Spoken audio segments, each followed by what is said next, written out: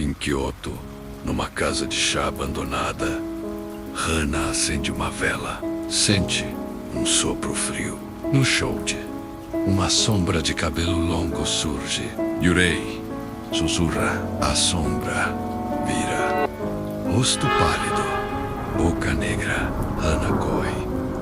Portas batem sozinhas. Volta, brinca comigo.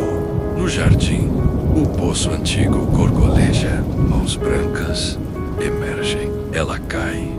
Água gelada. Ayurei, agora é sua casa. A vela apaga. Silêncio. O poço espera a próxima.